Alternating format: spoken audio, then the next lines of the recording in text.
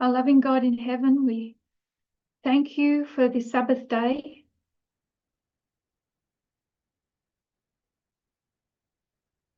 For technology that can join us from such distant places.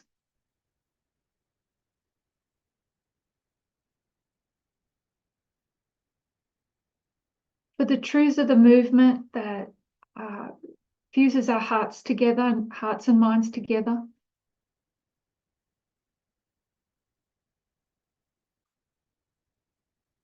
Please bless us with your presence as we continue to look at these issues.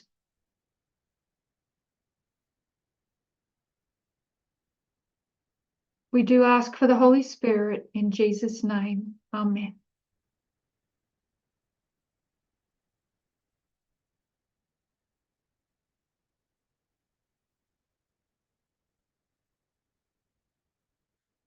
Okay, thank you. All right, just a quick review of what we looked at in the first session. We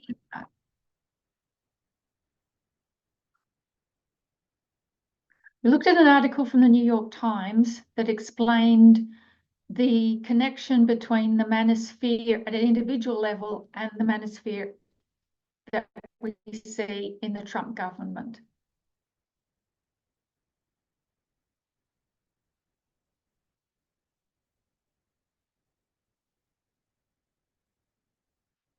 I think the manosphere represents that combination of church and state and the church riding the dragon power.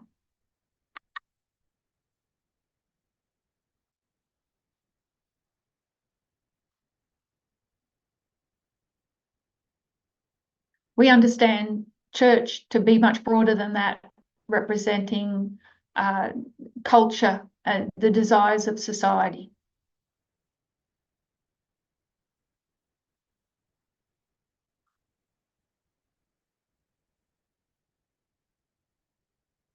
We went back and started tracing the dragon through history.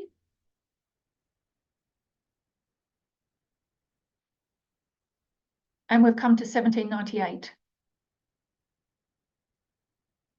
In Revelation 12, we're told that it is the dragon that makes war with the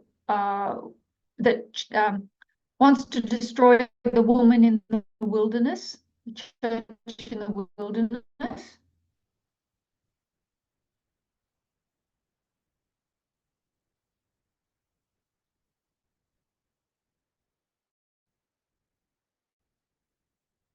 This is, it's going to follow the remnant of God and has the faith of Jesus.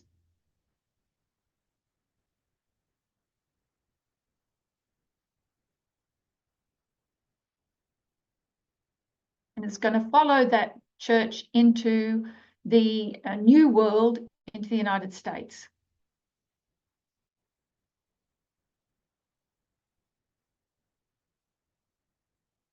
So the marker for that is 1798. We're seeing one power get a deadly wound and die.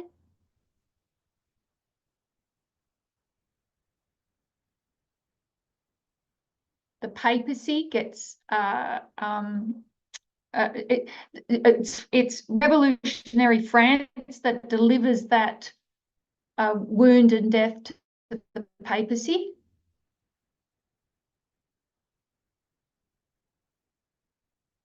And as we see the United States rise to power in 1798, we see it standing up against revolutionary France.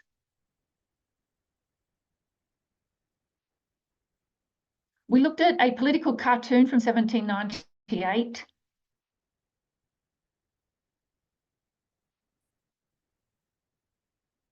And saw how the world, or Great Britain, Europe, saw the interaction between the United States and France.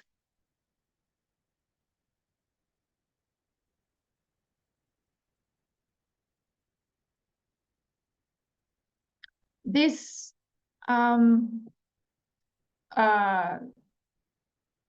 diplomatic problem was called the XYZ affair.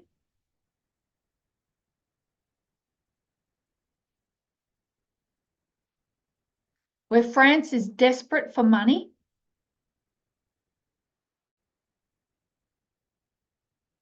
Its former ally has made a treaty with its enemy, Britain.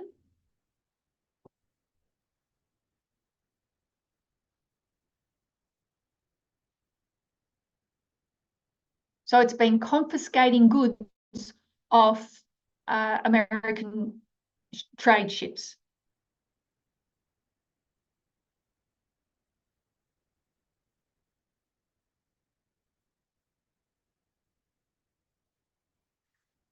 This whole history is about trade, about economics.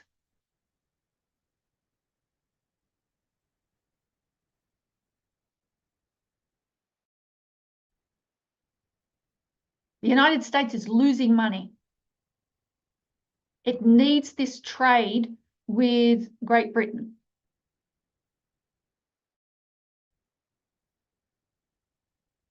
So John Adams is going to stand up against France and say, not a dime.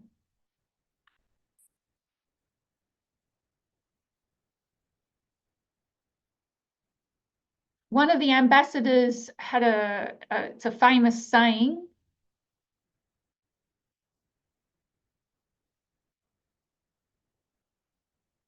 And I can't remember it verbatim, so I'll paraphrase.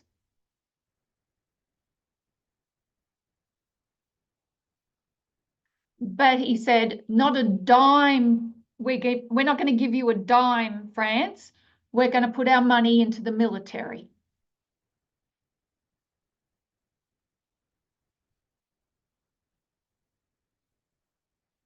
And they did. The Marine Corps and the Navy was properly founded that year.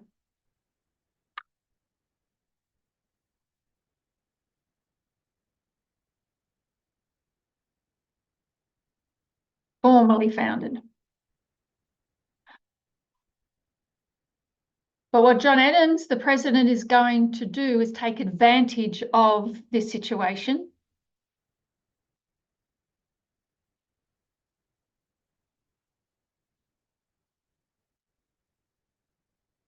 And bring in the 4 Alien and Sedition Acts.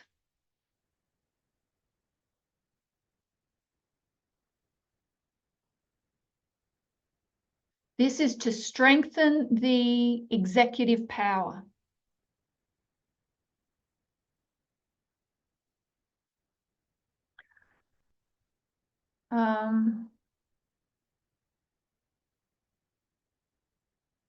So it's this XYZ affair doesn't just affect the relationship between America and France.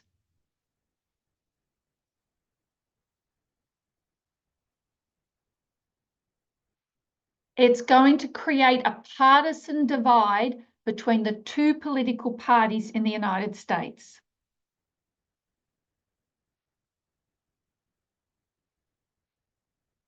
Because they disagree about the support, about giving or not giving support to France.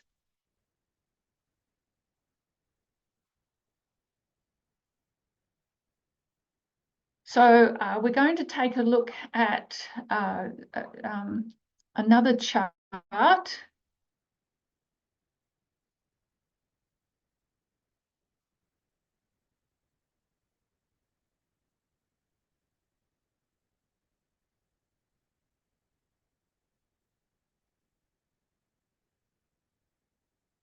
Okay. And this is called an overly simplified history of political parties in the United States.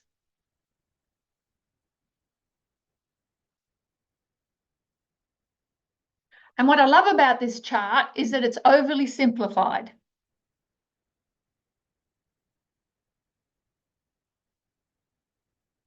Because that's what we do. We oversimplify everything.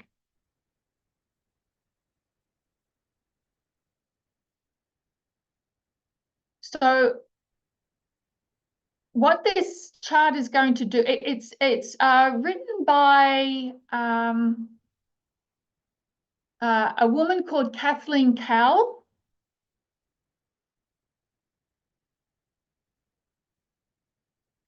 And while it's trademarked 2016, she only takes us through to 2012.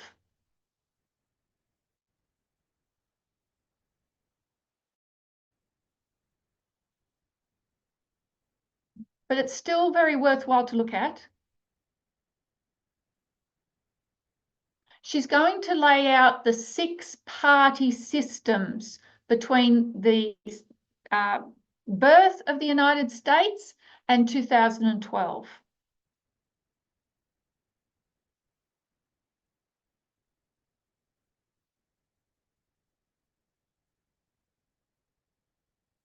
Political scientists divide US history up into 6-party systems.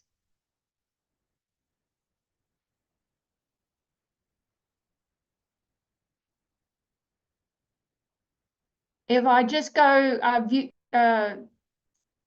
pull out, you'll see the 6 divides here. 1, 2, 3, 4, 5, 6.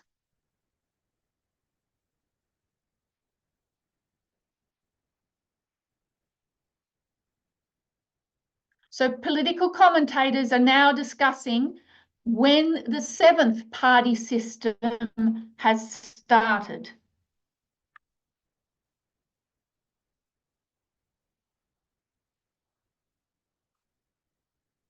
Some say it started in 2008 with the Tea Party.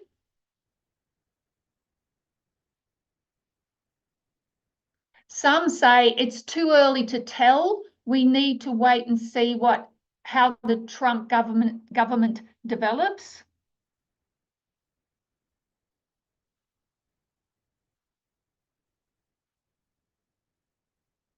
And others are saying 2024, we see the 7th party system.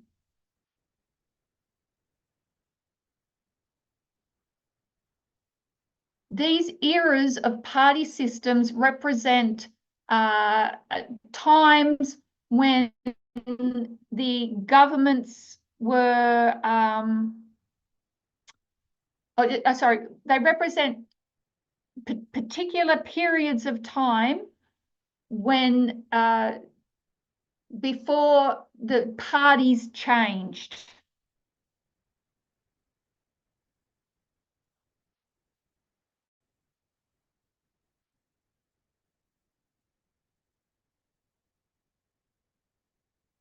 So the political parties in the United States have had different changes over their history.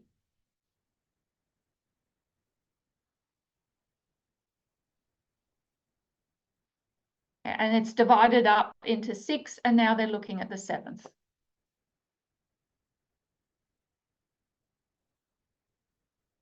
So what I particularly want to look at here is this first party system.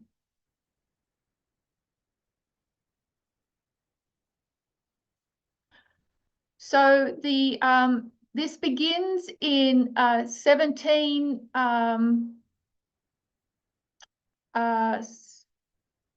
where does it begin actually? 1792. And George Washington is made president. We can see that there are 2 parties, the Federalist Party and the Democratic Republican Party.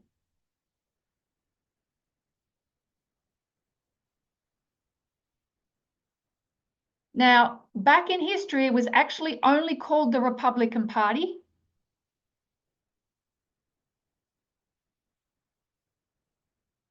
But we now call it the Democratic Republican Party to make sure we don't confuse it with today's Republican Party.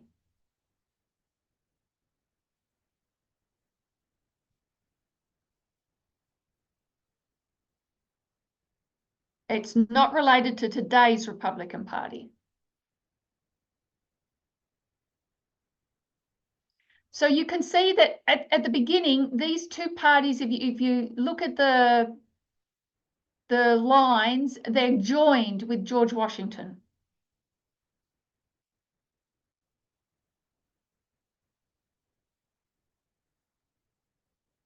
The founding fathers were very nervous about party politics.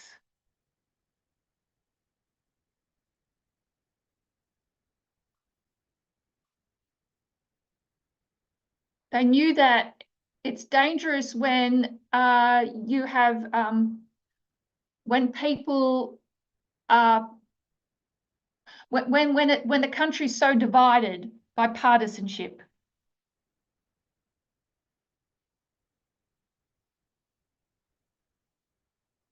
Under George Washington's leadership, his cabinet had both representatives from the Federalist Party and the Democratic Republican Party.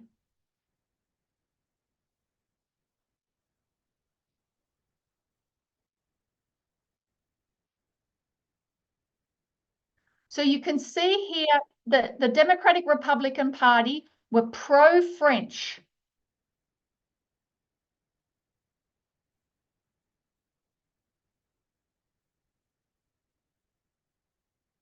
And they were agrarian,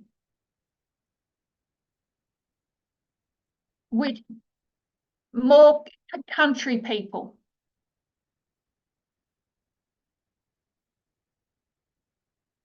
Farming, etc. The Federalist Party were more aligned to, they believed in pro-British relations.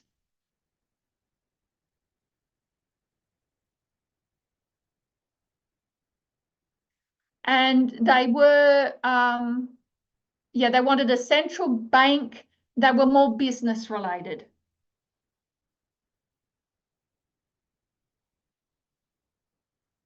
So John Adams was from the Federalist Party. And we can mark him in 1798.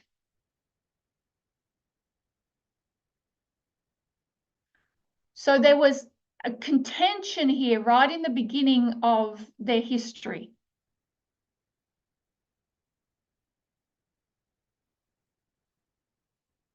Regarding how they were going to relate to the French and the British.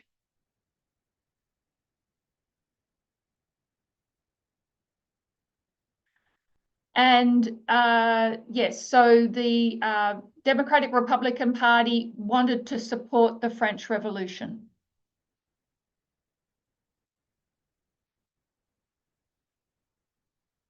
So to understand what's happening here, I want to take us back to a media broadcast article.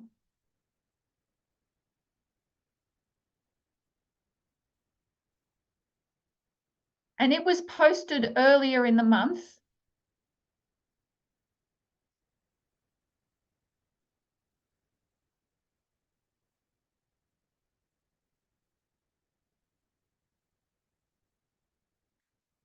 It was an article written by Edward Price for Bloomberg News.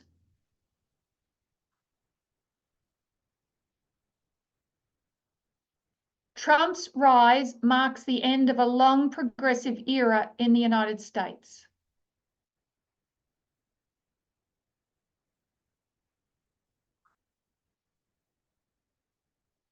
Just want to read a portion of this article, but the whole article needs to be understood.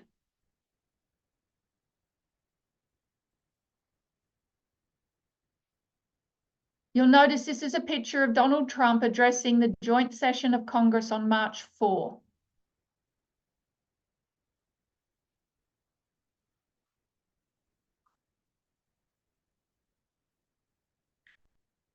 President Donald Trump pledged in his address to Congress Tuesday night to make the United States the most dominant civilization ever to exist on the face of this earth. What exactly is he striving for?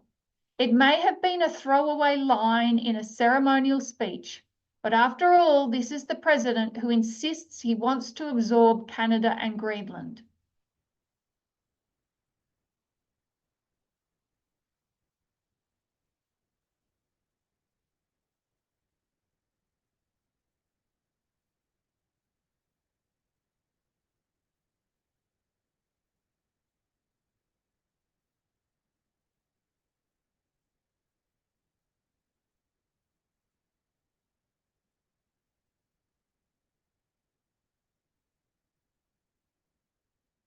At home, the scale of Trump's disruptions to the government are critical.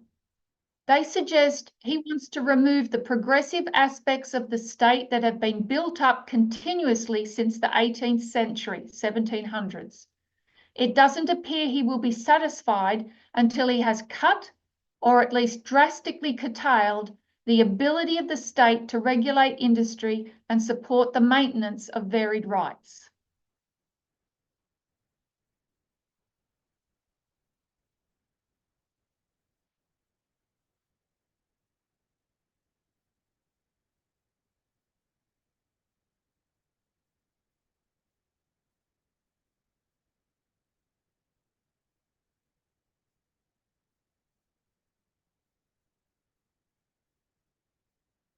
So how is he able to do this? Trump has seized upon the tension at the heart of this country. Sorry.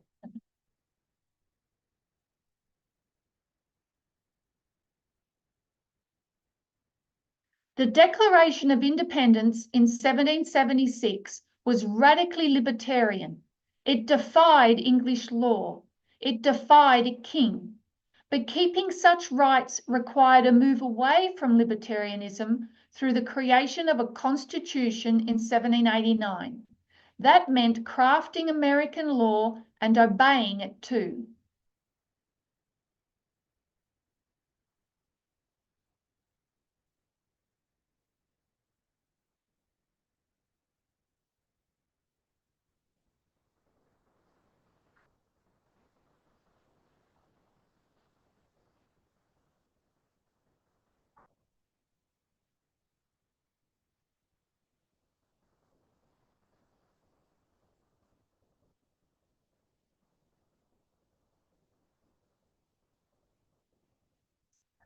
This contrast doesn't bode well for republicanism, which is a sacred agreement to follow the law.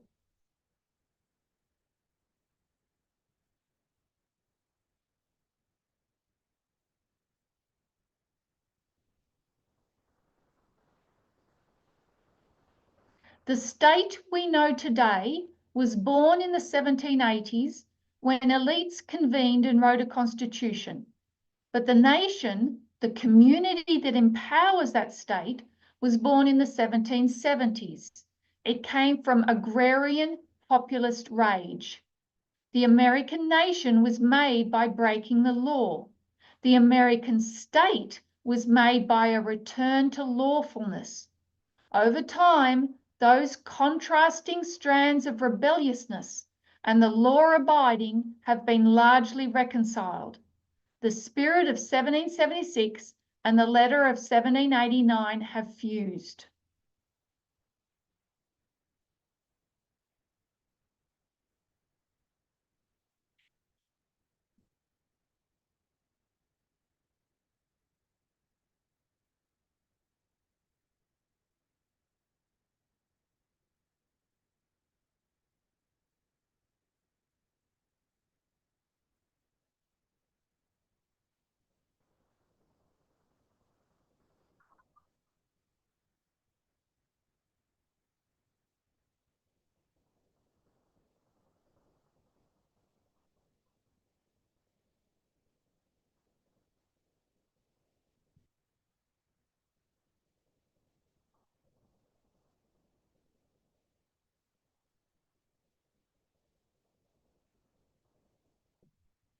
Trump's actions might split 1776 and 1789 apart, harnessing the rebellious power of the former to defy the constraining legalism of the latter. That is the only way to dismantle the progressive state altogether, rather than carry out mere reforms.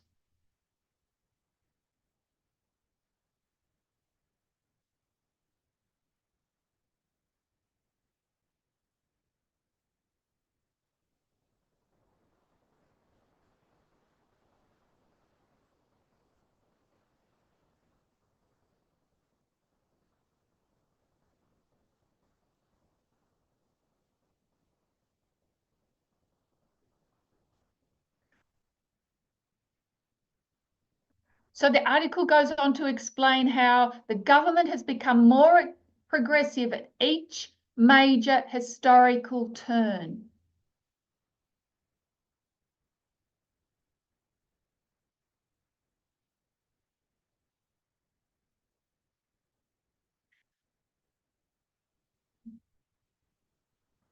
So those historical terms can be seen in this graph and the six-party systems.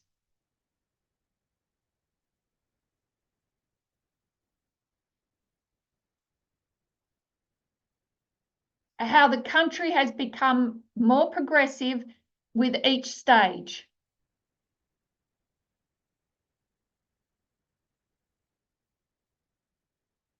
So what the author is explaining is the origins of the Democratic Republican Party,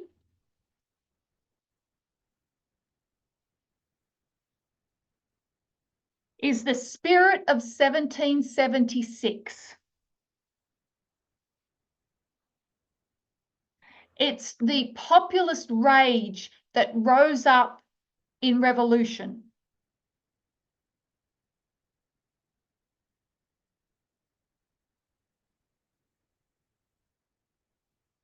Which explains why its loyalties are to the French.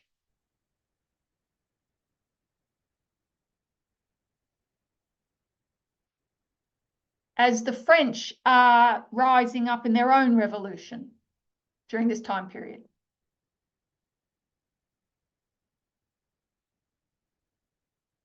This is the agrarian populist rage that the author speaks of.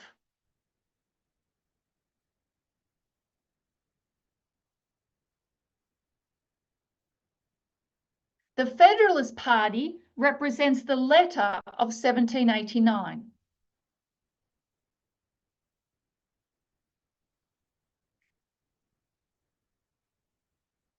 This is the party, the movement that pushed for federal government.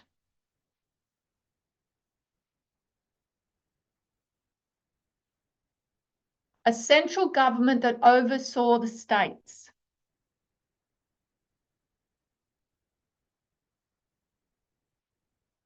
The Democratic Republican Party is fighting for state autonomy.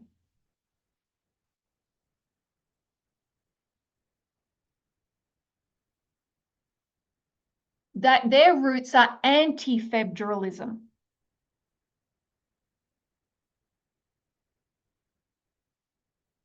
It was the Federalists that wrote the Constitution.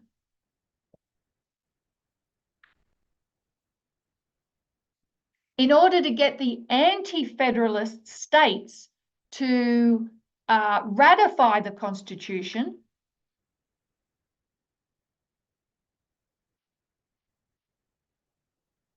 compromises were made. One of them is the Senate representation,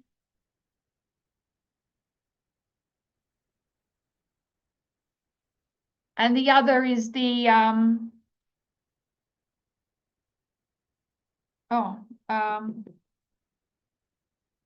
the Electoral College. They were gone.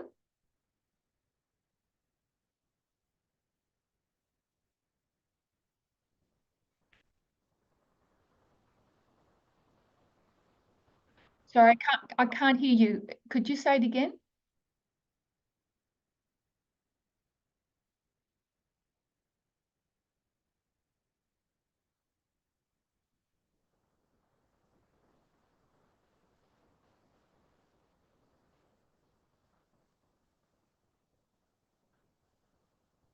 Yes, yes. Not talking about individual states, talking about the federal, the state, the federal state. Want to explain that? Sorry if I'm not clear.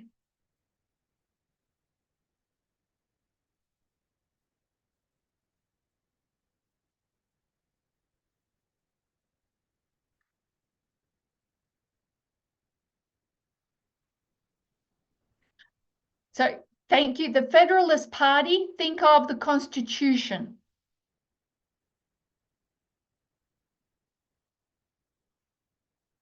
The Democratic Republican Party, think of the Bill of Rights.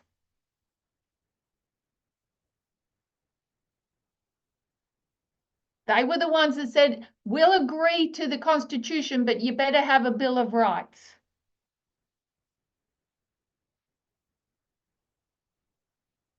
So they are amendments to the Constitution, sort of.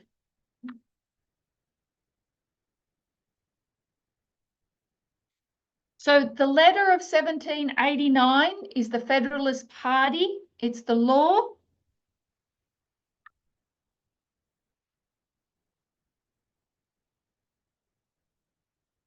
The spirit of 1776 is the Democratic Republican rage.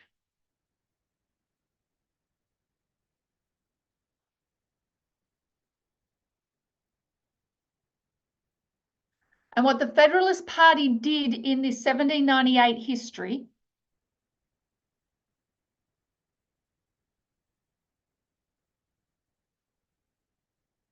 was to take advantage of the international affairs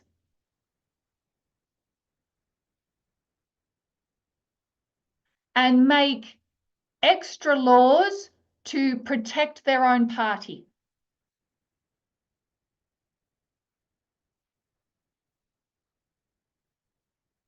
With the Alien and Sedition Acts, John Adams was protecting his party.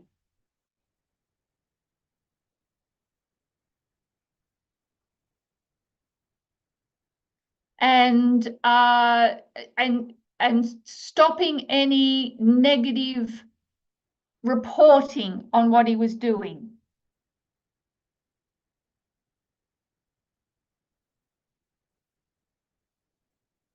And deporting any immigrants like the Irish and French who would speak up against his government.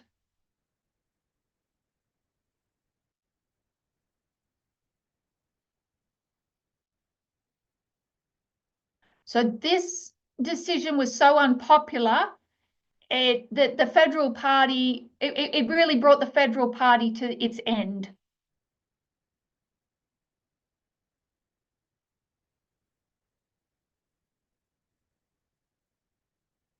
It was widely criticised and protested.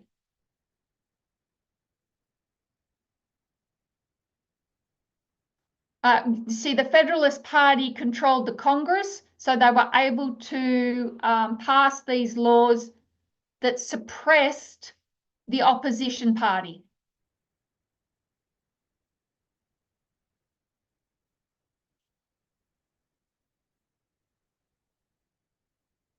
And it's one of these laws that's still on the books and that Trump is invoking today.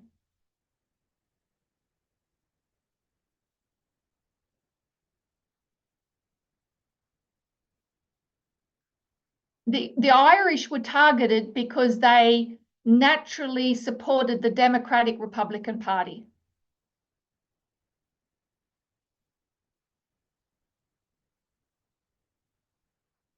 They were seen as a threat to national security and stability.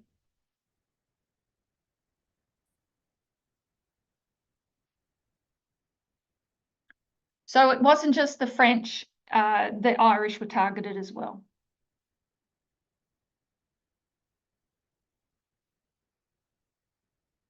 By 1817, the Federalist Party was practically dead.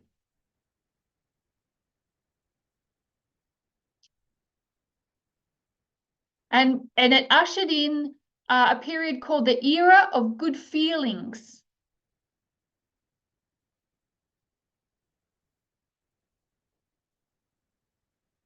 I'll just bring up this marked a period in political history that represented unity.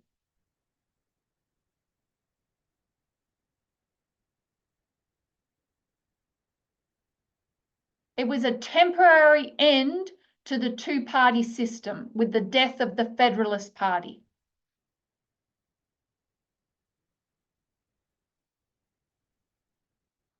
But James Monroe, the president, he represented the last of the revolutionaries that came out of the American Revolution.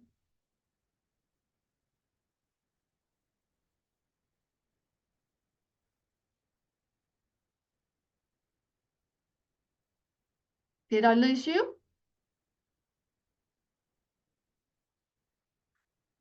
Oh, I didn't hear. Okay. So what I want to show here by this graph is the tension that existed within the United States government at its very inception.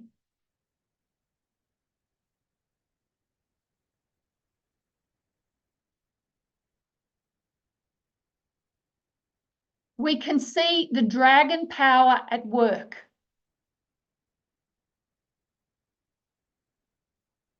The sixth and the seventh kingdom. The seventh kingdom fails in this history.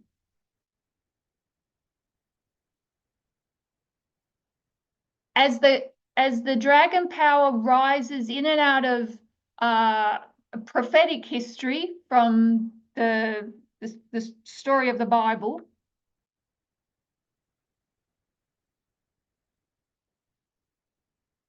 we see its rise and fall within the history of the United States government.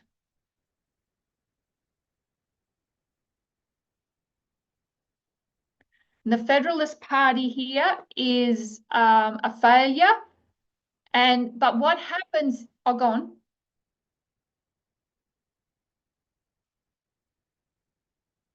Is the Federalist Party actually, sorry, the Democratic Republican Party is going to adopt some of the Federalist Party's economic policies.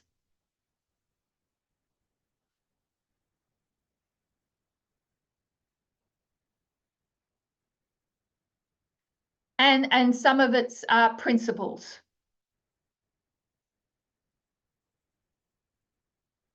So some of the policies and principles of the Federalist Party actually live on in the Democratic Republican Party.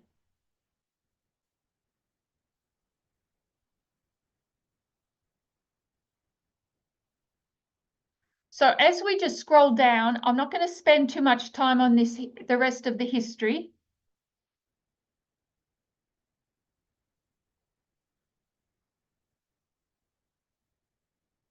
The Democratic Republican Party morphs into the Democratic Party.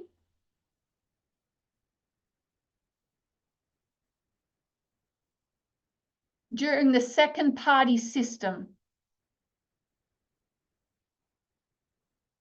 This is the history of the United States government leading up to civil war.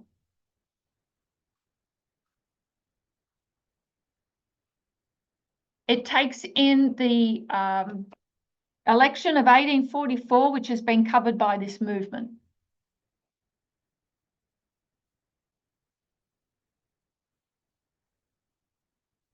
The Democratic Party is the anti-abolition party, and its opposing party is the Whig Party.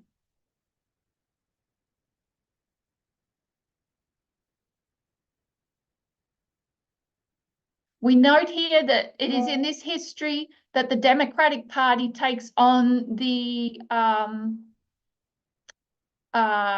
symbol of the donkey.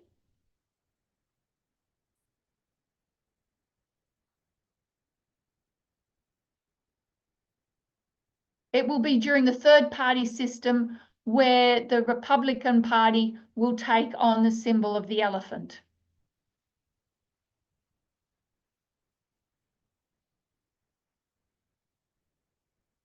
What you also note during this history is the rise of third parties.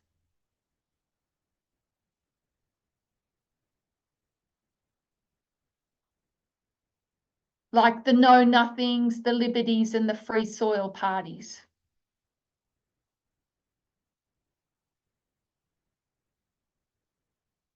And this has an effect on electoral outcomes.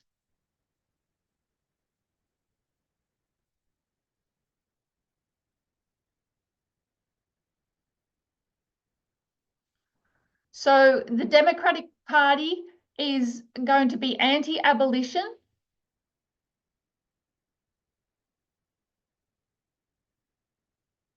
and also pushing manifest destiny.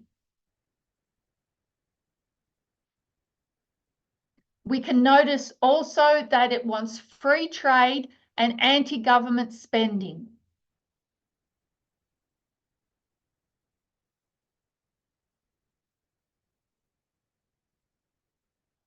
And pushing for state sovereignty.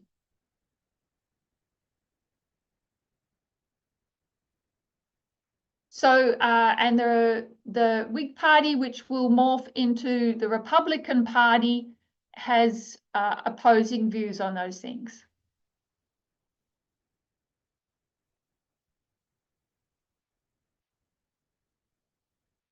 It is in this history and in the history of the third party system of the Civil War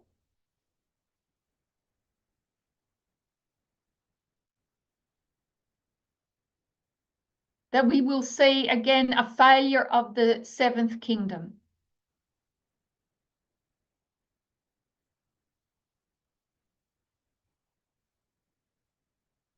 With the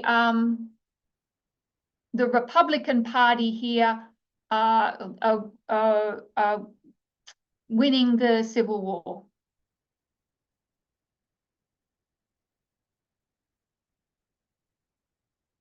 As we go down in history, we see less and less of third parties.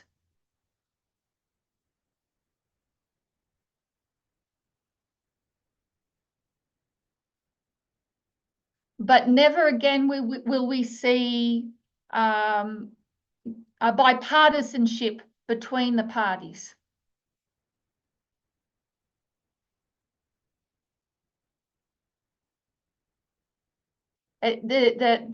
People become more and more partisan. That is, the parties are separated.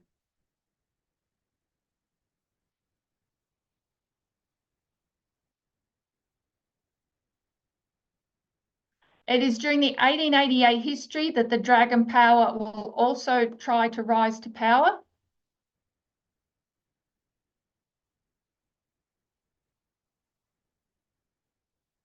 Represent the Seventh Kingdom.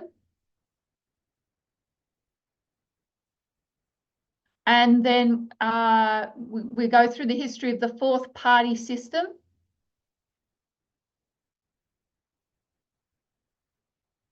And this is where we see the Democratic Party and the Republican Party change their values.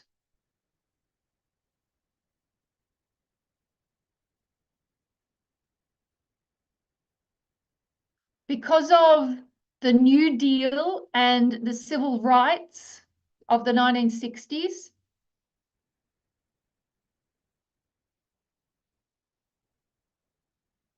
the Democratic Party is going to move to the left and the Republican Party is going to move to the right.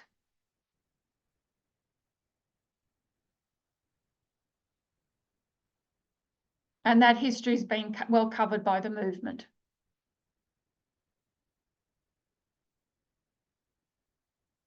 And we have today the Democratic Party being the Progressive Party and the Republican Party being the Conservative Party.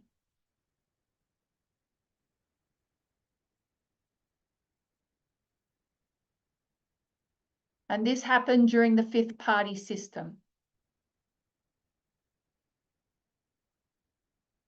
Again, covering the history of Roosevelt's New Deal and the civil rights period under Lyndon Johnson.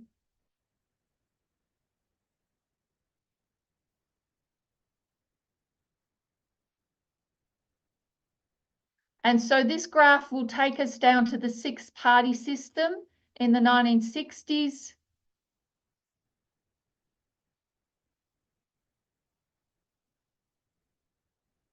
And leaves us in 2012.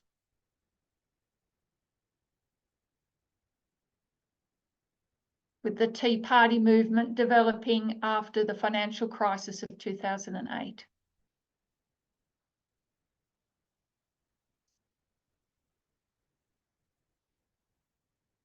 So again, it's an oversimplification, but still a good representation of the different parties.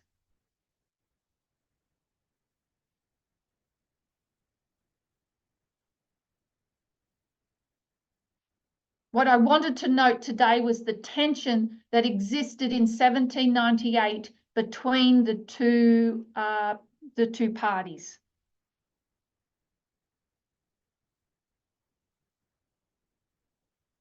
And this tension has continued through the history of the United States.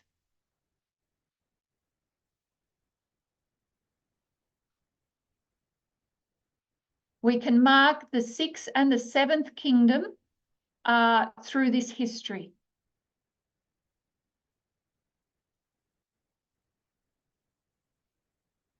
And what the sixth kingdom does is it keeps the seventh kingdom restrained.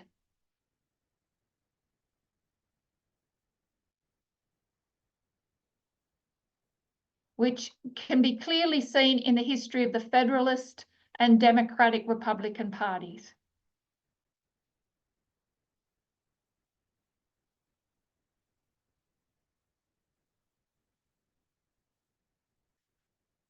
So I'd like to talk a little bit about that restraint.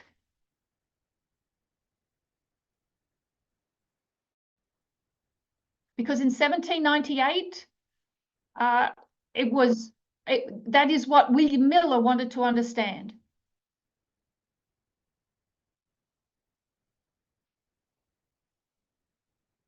So if you have a Bible handy or on your device, we're going to go to Daniel chapter 8.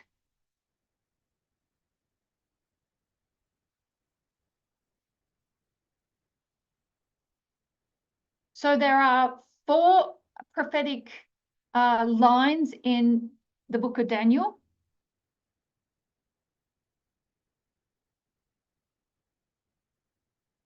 Each of them have their own theme.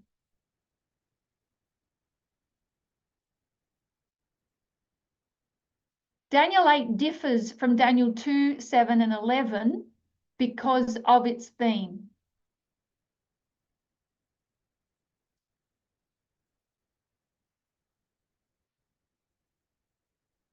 We see the same kingdoms of Bible prophecy represented by sacrificial animals.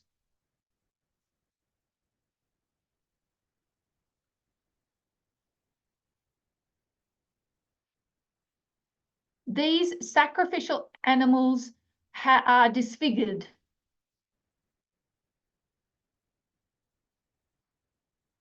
They are not quite right.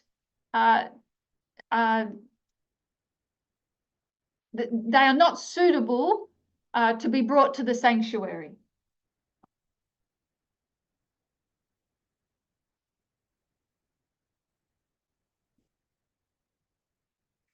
They have blemishes. So you have a ram that has one horn higher than the other.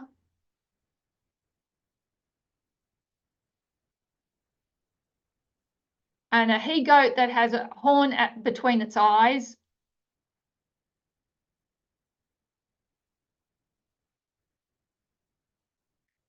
Both things would keep that animal from being used in the sanctuary.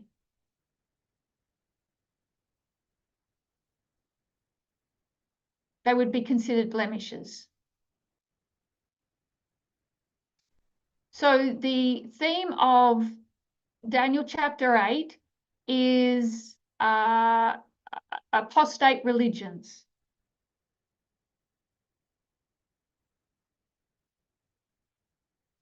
Counterfeit religions. So the religion of Medo Persia and Greece is represented by the animals.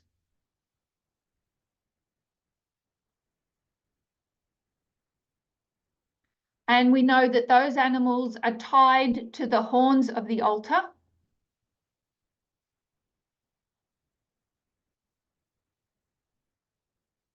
And the blood of that animal is transferred to the sanctuary through the horns of the altar.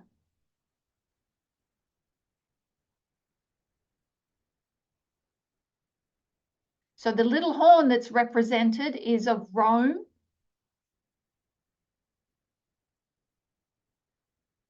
And the philosophy, ideology, religions, culture of the previous kingdoms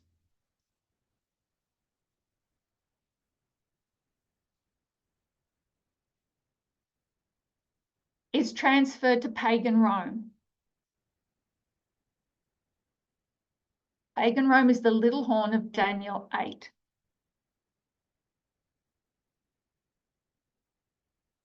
So we're going to jump in verse 9. It says, and out of one of them, or out of one of the winds of heaven, from verse 8, comes forth a little horn.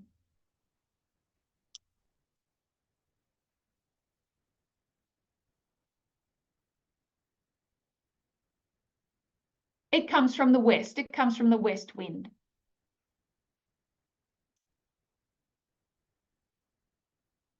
It's going to exalt itself and become exceeding great.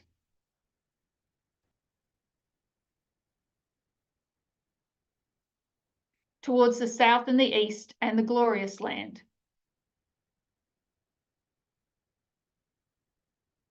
It's because it's coming from the west. So when in verse 9, it is talking about pagan Rome. Because it is using masculine pronouns.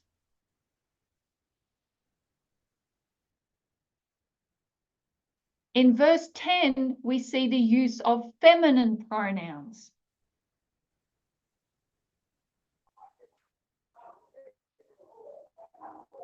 That word it would be better translated she or her.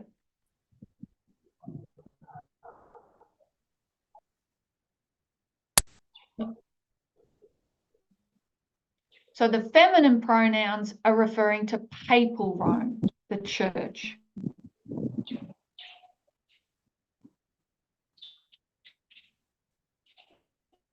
So the church is also going to wax great or exalt itself.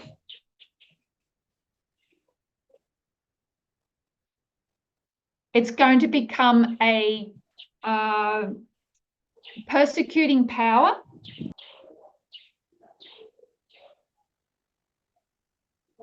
And stamp the stars on the ground, the leaders that are in opposition to it.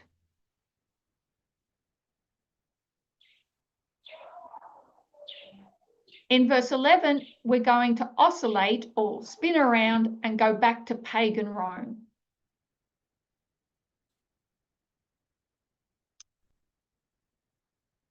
It is a repeat and enlarge of verses 9 and 10.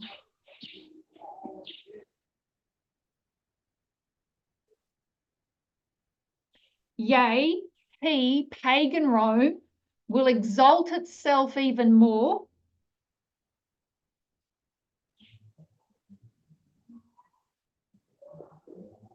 even to the Prince of Hosts, or even to crucifying the Christ.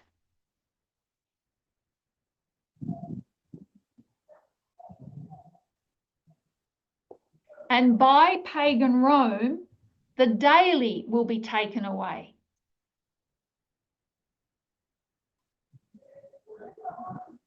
And the place of pagan Rome's sanctuary will be cast down.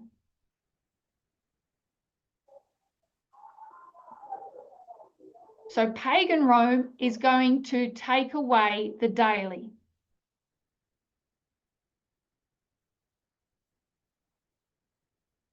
And we'll read verse 12, which is a repeat and enlarge of verse 10.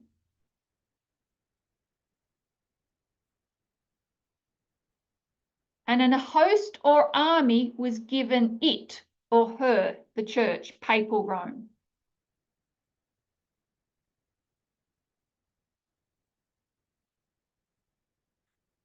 Against the daily, whatever the daily is.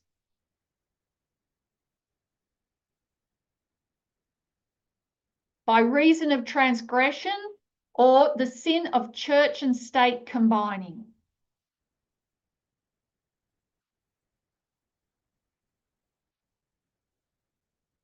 And papal Rome will rule supremely for 1260 years.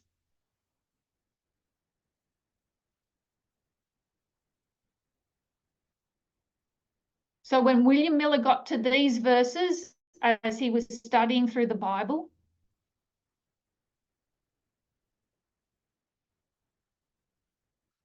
he got really stuck here. And William Miller wouldn't go any further than what he understood.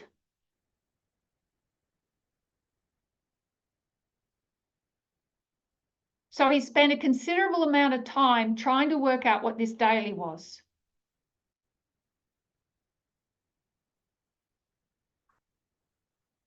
There are two desolating powers, pagan Rome and papal Rome.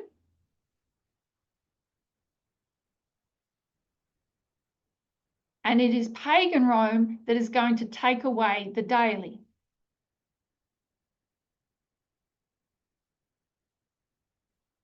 Apostate Protestantism was teaching that this daily was one of the Seleucid kings, Antiochus Epiphanes.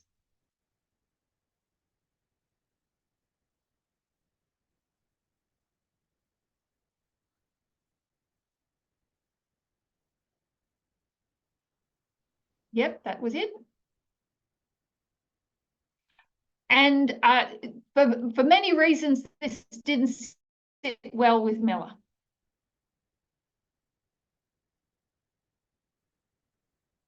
So if you keep your finger there and go to 2 Thessalonians chapter 2, we'll find where Miller saw the answer.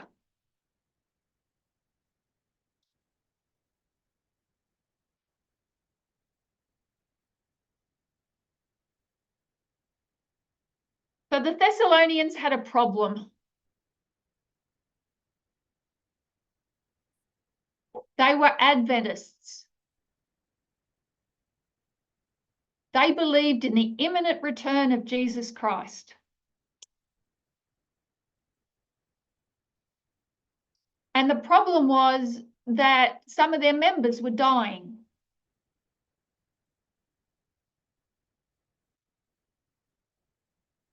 And they thought, oh no, these members are going to miss out on the second coming.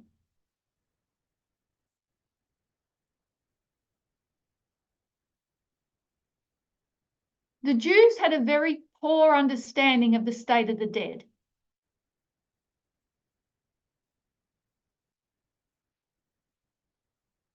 And Paul had to explain to the Thessalonians and to the Corinthians what happened when you died.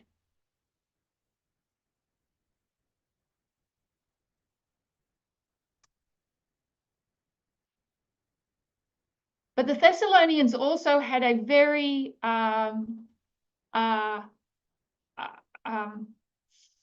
fervent belief in prophecy.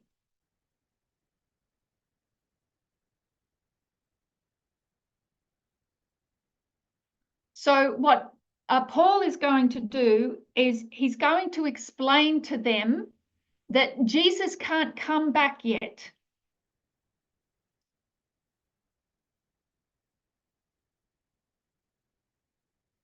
I know you want Jesus to come, but stuff has to happen first.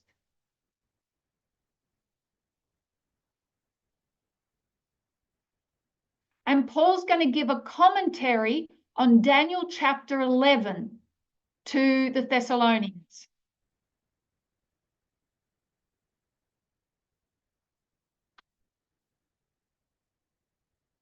He's going to paraphrase Daniel 11, verses 36 and 37.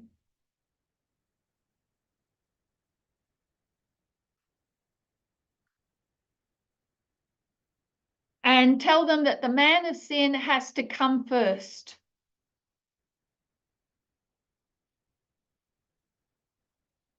In verse 5, Paul says, don't you remember that I did that study with you on Daniel 11 when I last visited you?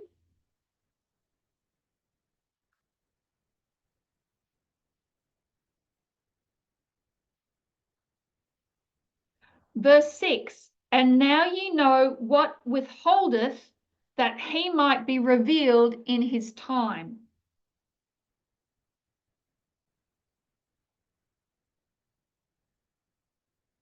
He's saying that the man of sin can't come yet because somebody's restraining him.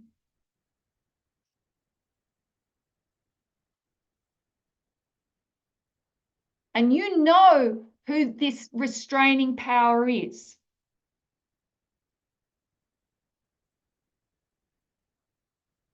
But I can't mention him by name or I'll go to jail quicker than I want to.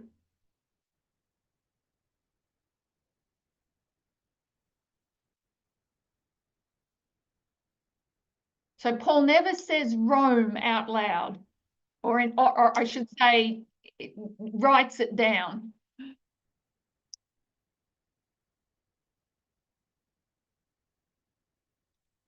Paul says, for the mystery of iniquity doth already work, only he who now letteth will let until he be taken out of the way.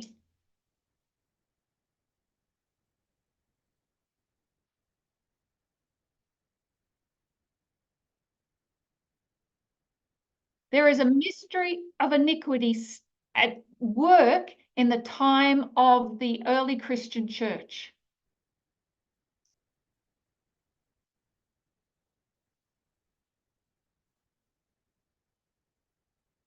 And that mystery of iniquity is being restrained by,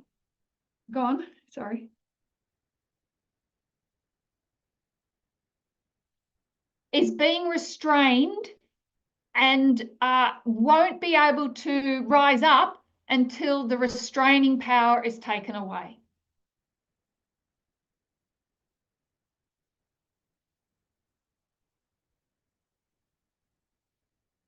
So William Mill was able to put these verses together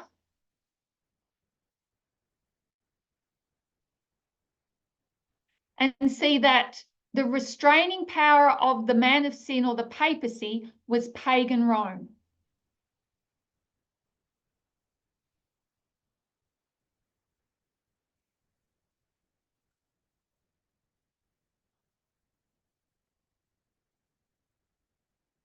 The mystery of iniquity or the man of sin was already working.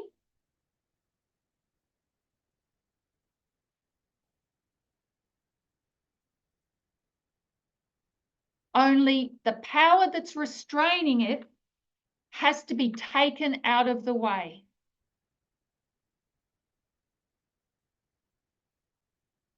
Removed. So Paul is quoting from Daniel 11. And if we go back to Daniel 11, verse 31,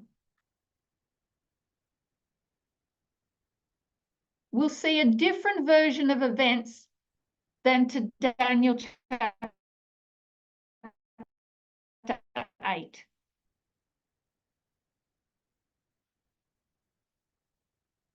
In Daniel 11, verse 31, it says, and an army shall stand on the papacy's side.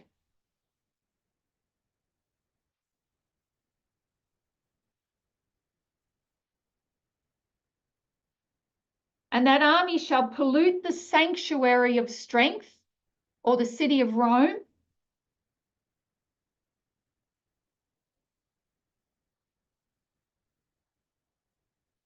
and take away the daily and place the abomination that maketh desolate.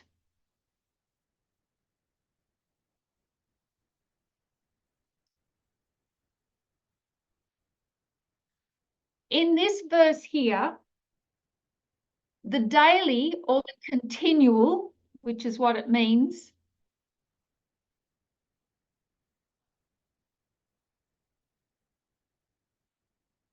the power that's been around from the beginning has to be taken away in order for the papacy to rise up.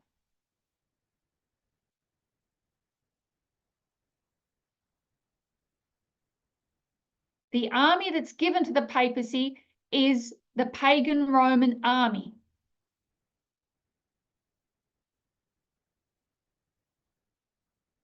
It takes away, removes entirely paganism. And places the abomination of desolation, or the church and state power that will rule for 1260 years.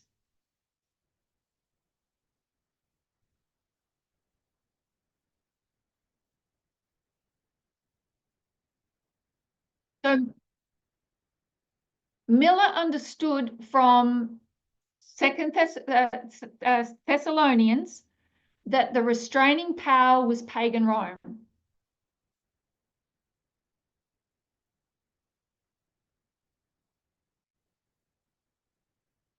And that it had to be taken away for the papacy to rise.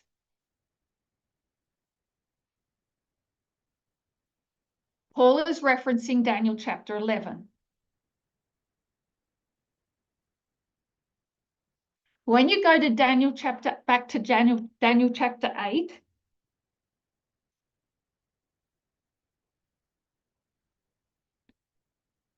the army that's given against the daily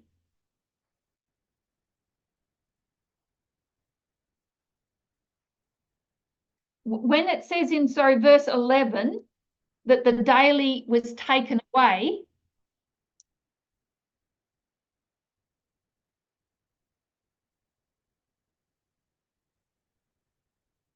that's a different word for taken away that is used in Daniel 11 and in Thessalonians.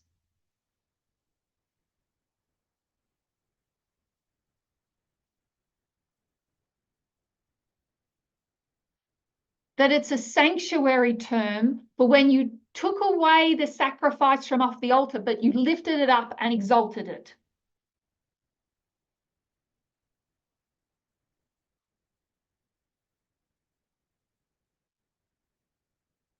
The word used in Daniel 11 for take away is when you say took away the ashes from the altar and got rid of them outside the sanctuary.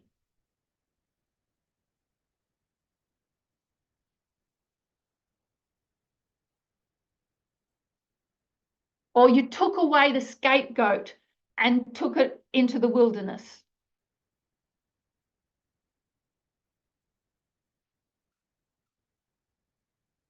This word take away is also borrowed from sanctuary language.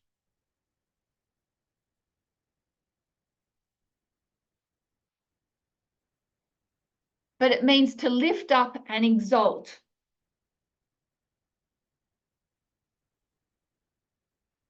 So you might be taking it away from the altar, but you are lifting it up and exalting it to God.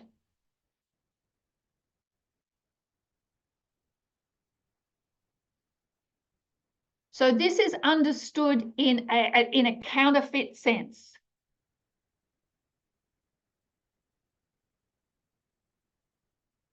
That it was paganism that took away paganism.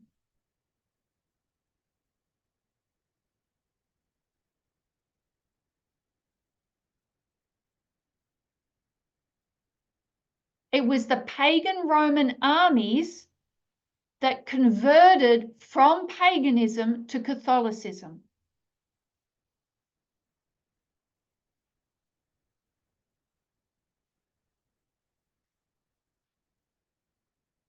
That started with Clovis, the king of the Franks, the beginning of the French kingdom.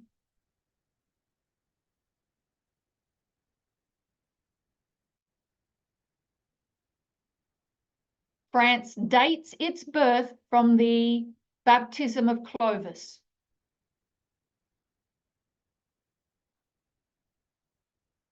Clovis was a pagan king who converted to Catholicism.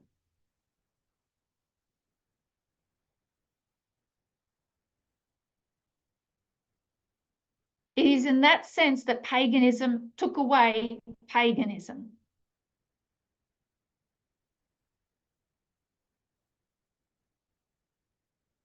And those Christianized armies uprooted pagan horns.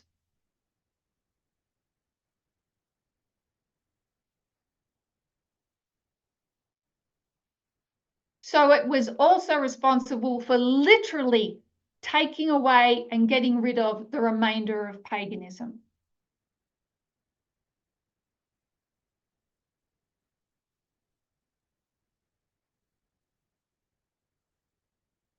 So what we want to note from these chapters is that there is a continual that needs to be taken away in order for the man of sin to rise up.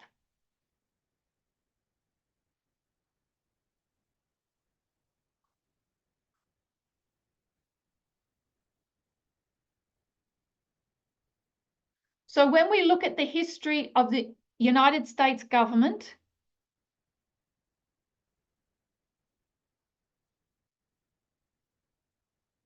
we know that one of its symbols that, for us to understand is that it represents Rome.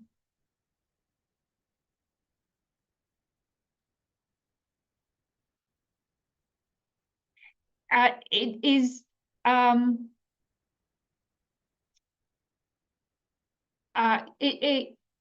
it is symbolized in one story as Rome.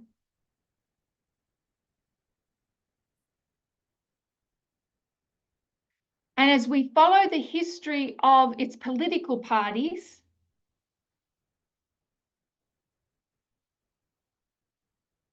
and come to 1989, we are going to see the Seventh Kingdom try and rise again.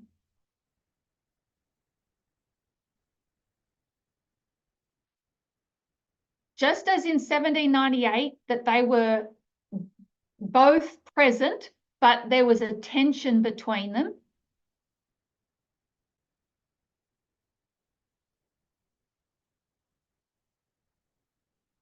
And that the Seventh Kingdom failed in that history.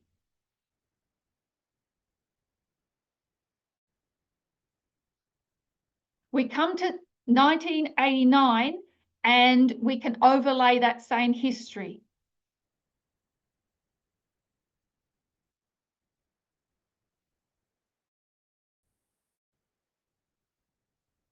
We have the Sixth and the Seventh Kingdom present in 1989 at the time of the end.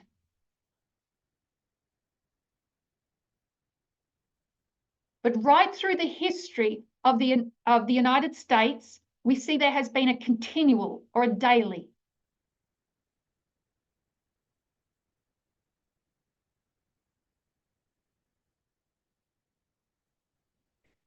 Daniel 8 and Daniel 11 represent two sides of the same coin.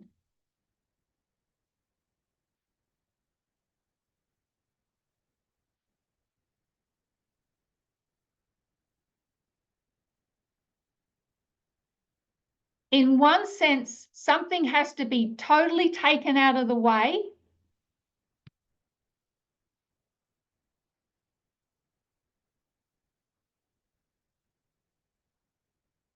But in another sense, it is lifted up and exalted.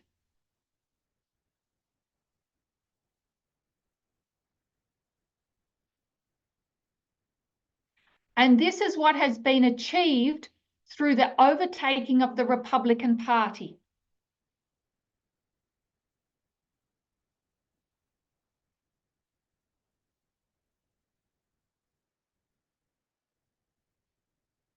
So we see the old Republican Party taken away.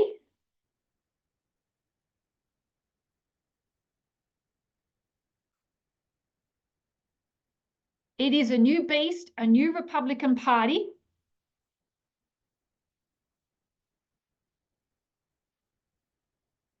But the principles that actuated that party from the very beginning have just been lifted up and exalted.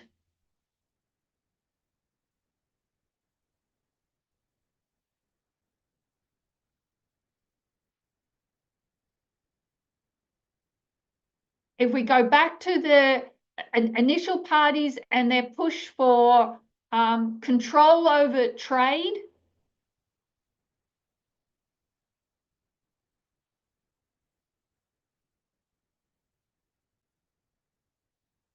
anti-abolition, all those things that we see in the beginning history,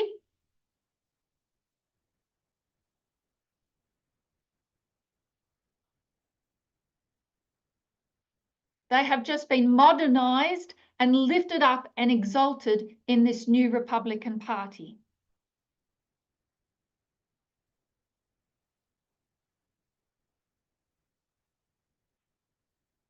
So we need to see what is taken away and what is lifted up.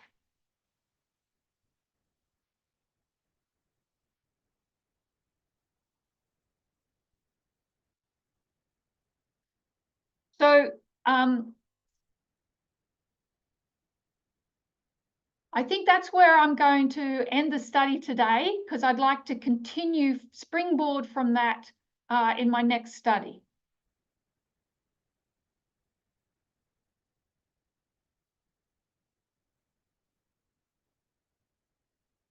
Are there any questions so far?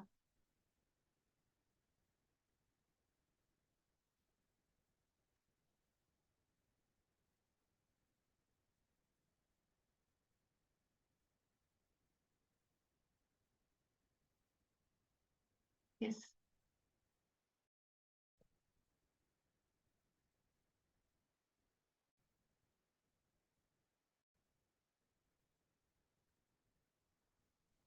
Oh, so I need to repeat your question.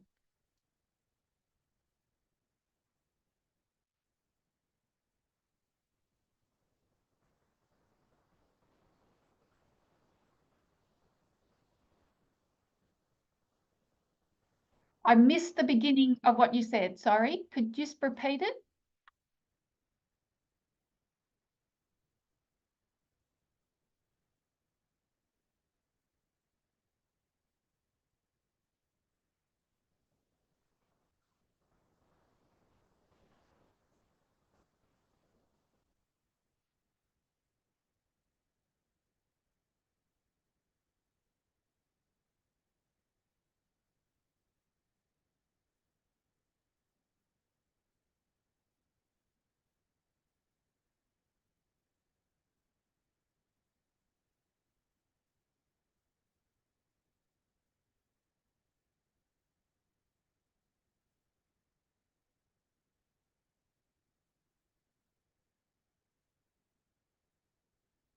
Okay, so Justina is asking if the issues that we see today regarding trade and immigration are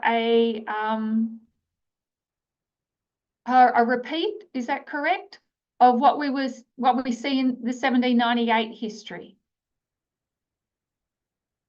And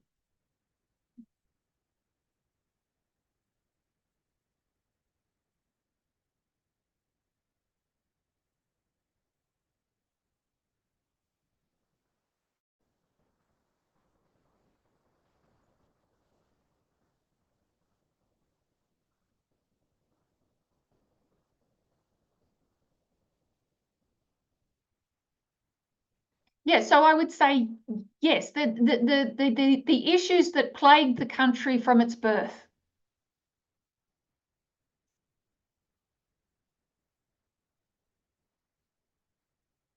It wants to be, there was an element right at its beginning that wanted to be a unilateral power.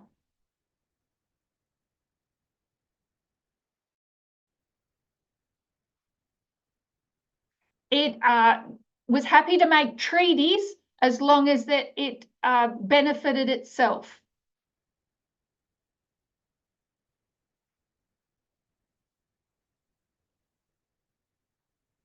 It was transactional. And it was only too happy to forget old alliances for current benefits.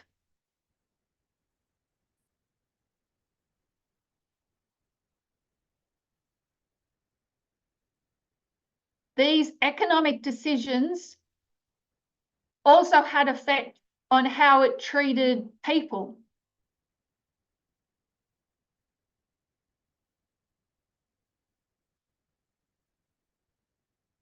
This new country needed immigration.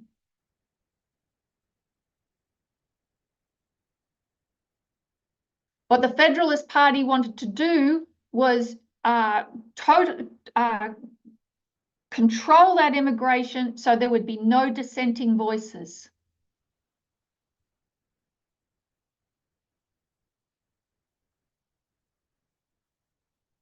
Ultimately, it was that decision that brought about its downfall.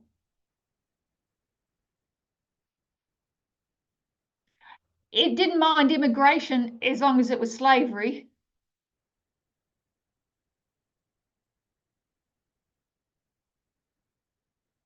But no, French or Irish voices were to be heard.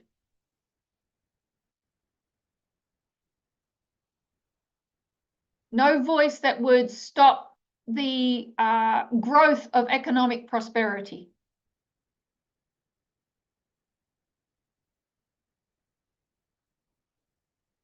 So economic prosperity trumped human rights.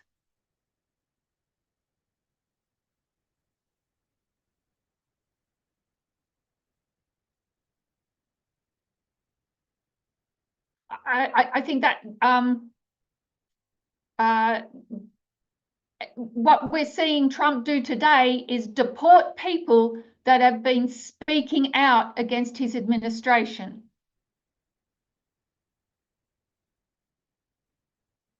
Speaking against his administration.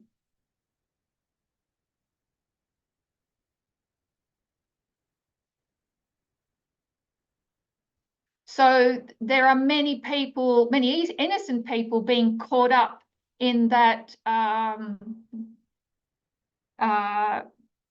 gathering of so-called illegal immigrants.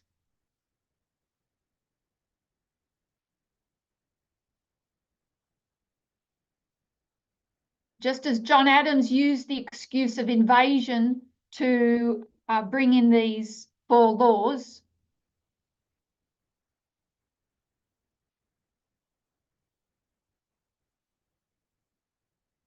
Donald Trump is doing the same.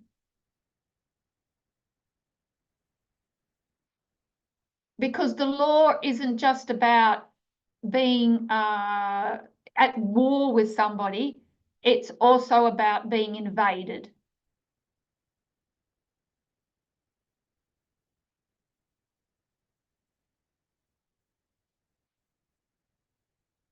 And the Trump administration is calling the illegal immigrants an invasion.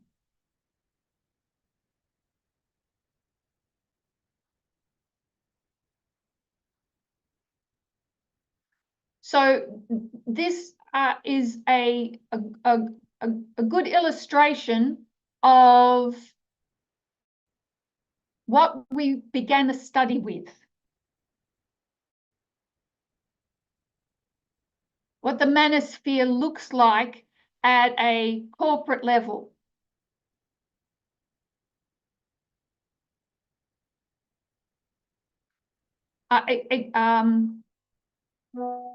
Exerting its strength, treading on human rights,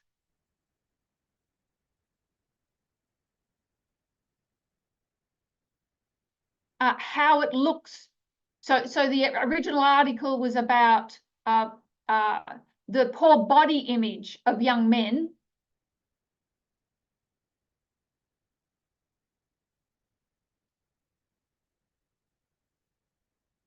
And what the Trump administration wants to do is improve its body image to the world.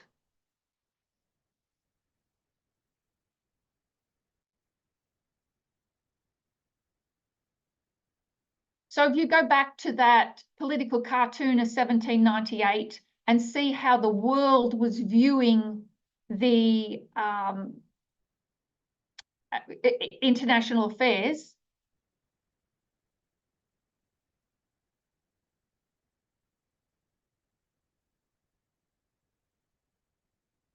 the Adams administration would have looked at that cartoon and said, that's poor body image.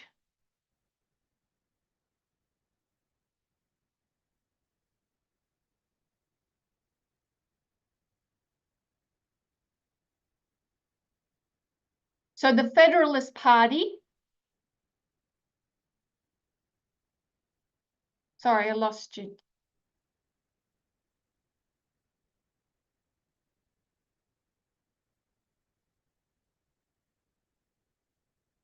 I'm not sure, I can't hear you. So the Federalist Party would have looked at that cartoon and would have thought that it represented itself very poorly.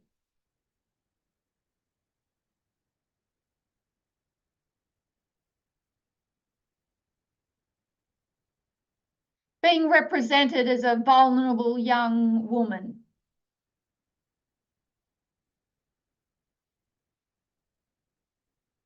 Weak and defenseless, being robbed by the French.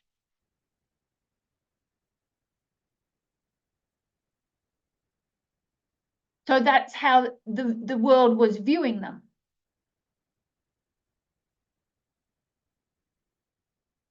They were going to react like a dragon.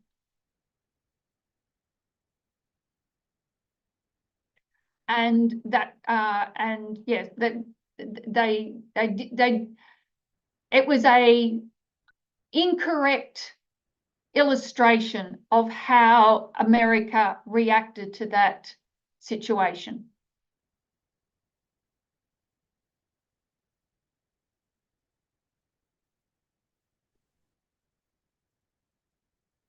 It was determined to win out in economic trade,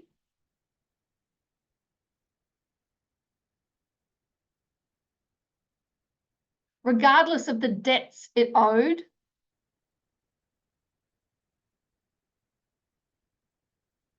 and also to silence any dissenting voices. And it did that very effectively. But it did it at a cost, and it brought about the end of the Federalist Party.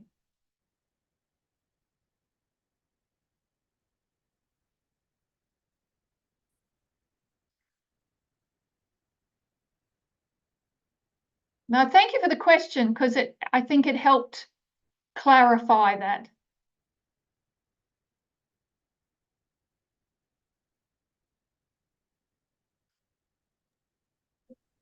Hello, Elder Terry. Hello, big voice. It's Liberty. Hello, Liberty. I'm good, Elder. And thank you Thanks. for giving much clarity on this subject. Mine is a bit of a comment with a question.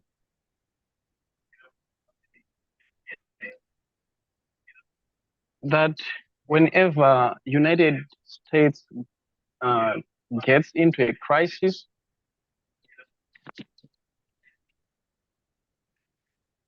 like for example in 2001, George Bush declared a war against jihad, and he called that war on terror. But in reverse, it was really a war on democracy, a war within. That he began to campaign that people should give up some of their liberties and freedoms in order for them to curb the problem externally.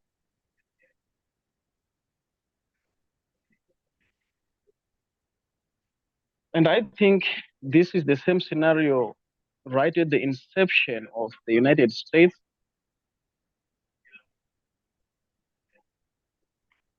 where there is a problem with France and Britain.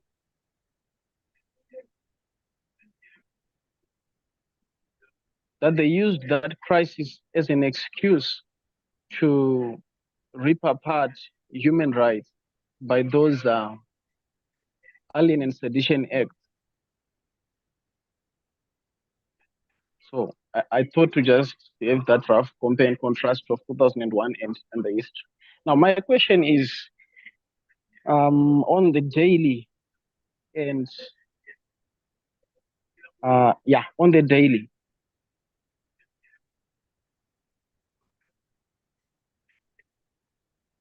Where one part of the daily is exalted and another part is taken away, as you demonstrated. Taken away means to be discarded. Is it a correct understanding that I got that 1776, the populist rage, the agrarian populist rage aspect is being exalted now,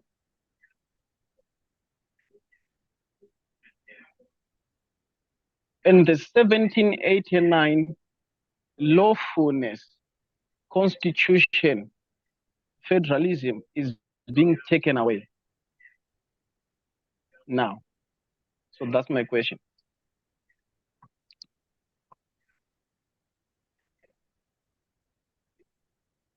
Yeah, I thank you for your comment. Yeah, I can see that.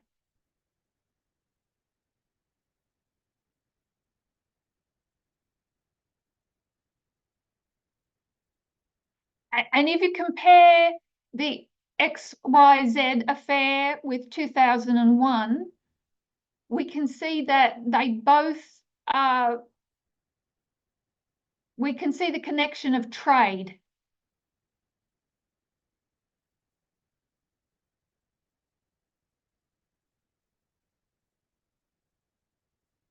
It's not a coincidence that it was the world trade centers that were targeted.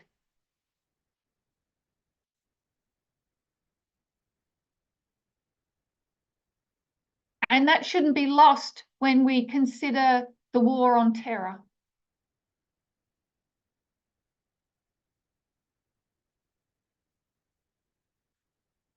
The founding of the Marine and Navy Corps was to counter the war on terror that France was pirating their economy.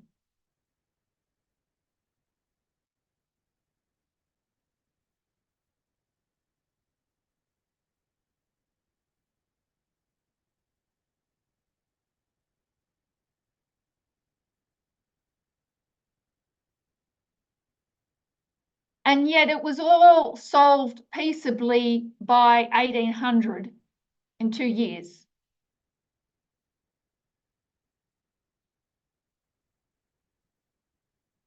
So it was a quasi-war. There was no direct confrontation.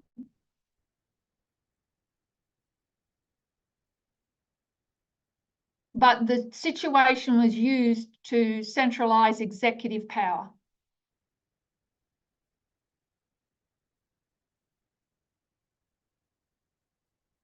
Just as a side note, if you're familiar with the autobiography of Joseph Bates,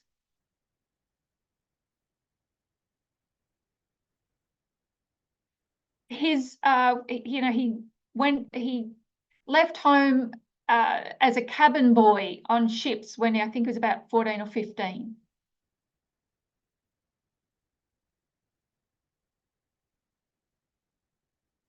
And he got caught up in all that French and British warring.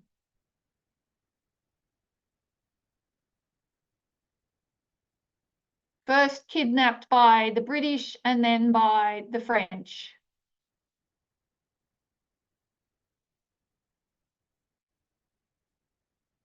If I ever got stuck on a desert island, one of the books I'd like to have is his autobiography. It's a great read.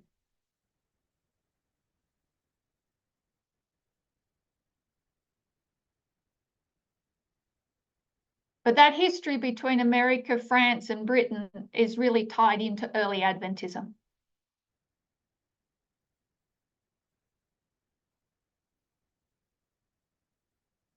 So thank you for your comments and tying that early history in with 2001.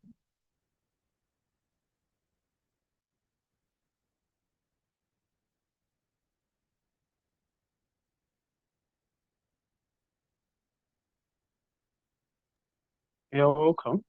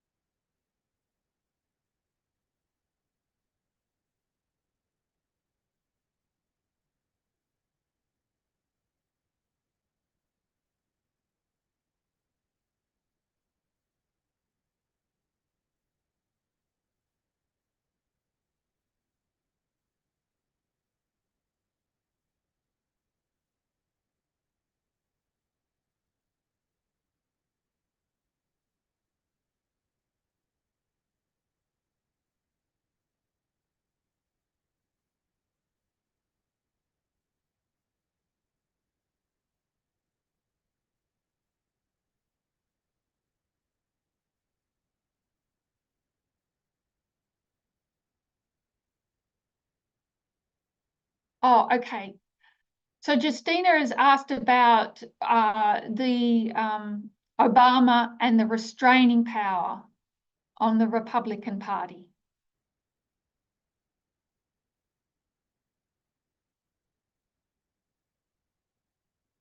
So it's the Sixth Kingdom that has that restraining power on the Seventh Kingdom.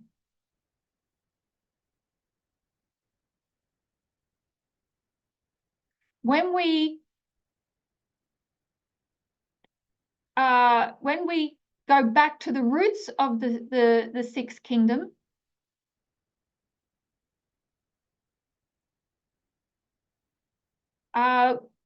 where it had a restraining power on the Federalist Party,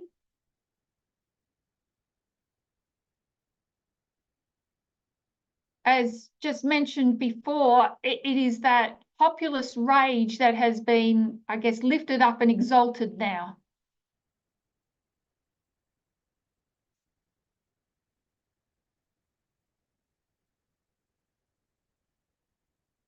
So it was the roots of that party, but the party did change during one of the phases and went to the left.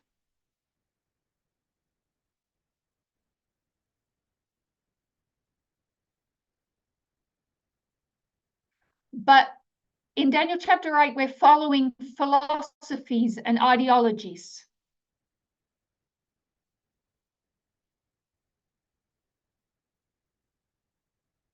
And they can be taken up by other entities.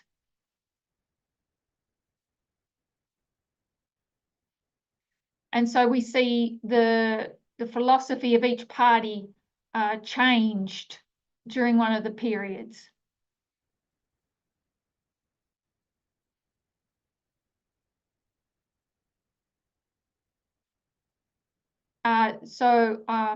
Oh, I've forgotten the question. Sorry, I'm getting tired. Yeah.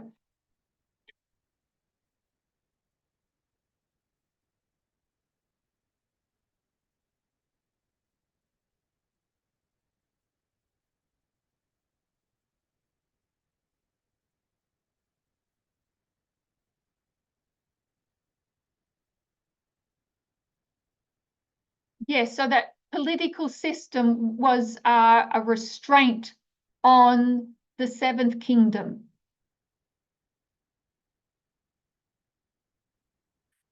The Republican Party itself was meant to be the gatekeeper.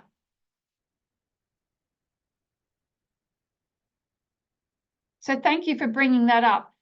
Just like pagan Rome took away pagan Rome, the Republican Party took away the Republican Party.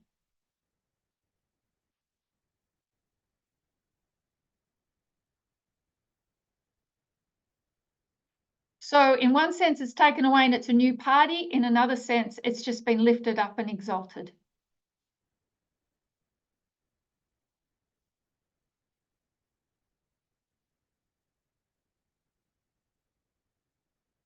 And so what we see now is a combination of church and state, but we redefine what the church is and we redefine what the state is.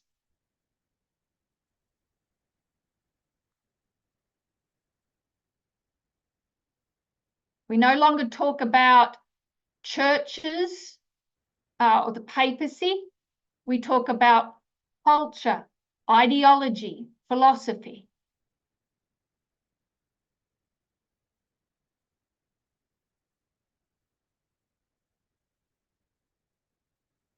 So Revelation 17 talks about the eighth kingdom.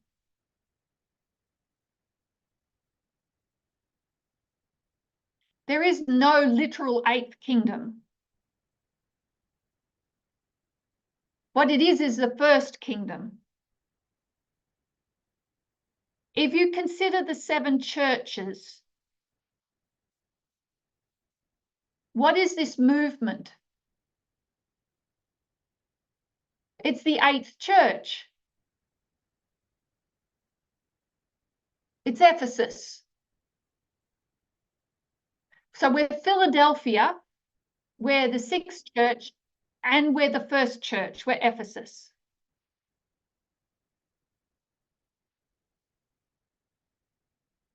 In the same way that the seventh church makes an image to the fifth,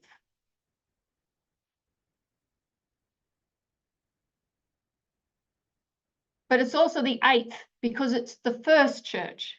Sorry, the first kingdom.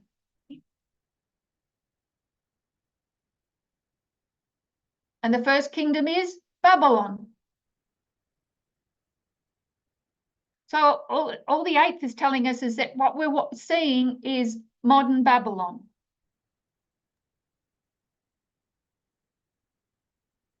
Which is a coalition of the dragon, the beast, and the false prophet.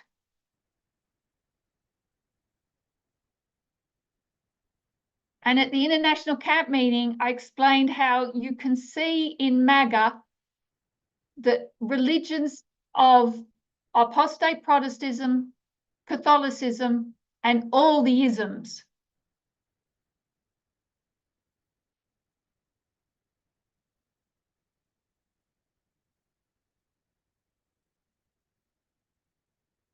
So within MAGA, you can see paganism lifted up and exalted.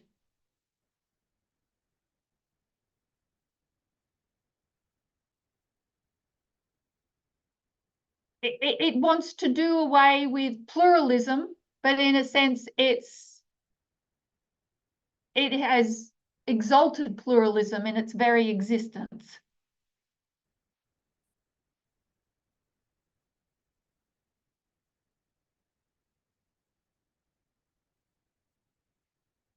It is in its very essence hypocritical.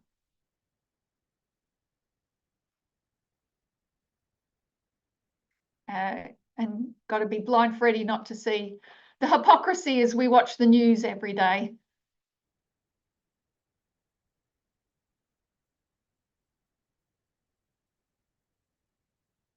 So I thank you for your questions. I can see where there's a need for clarity, and I hope to continue this study.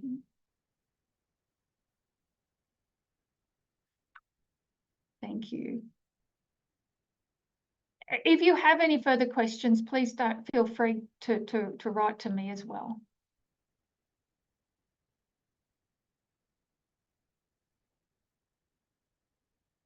They really help to develop.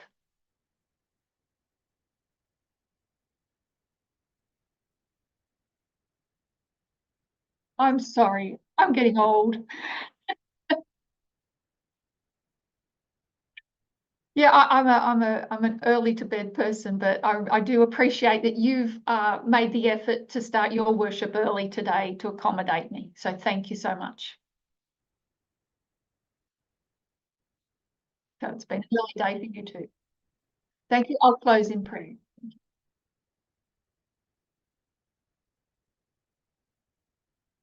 Our loving God in heaven, I do thank you for this opportunity. I thank you for this ministry, and I pray that you would bless it and bless the movement as we move forward. Dear God, we want truth, not only just on an intellectual level, but we want to be sanctified by it. So may it do its appointed work in us as we surrender all that we have and all that we are on your altar. And we ask this in Jesus' name. Amen.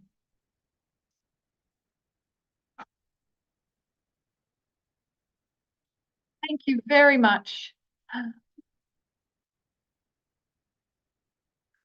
Thank you for having me. I'm sorry I've kind of hit a wall. So thank you for your patience. Thank you. Thank you, everyone. God bless. Blessed rest of the Sabbath to you. Thank you, Elder.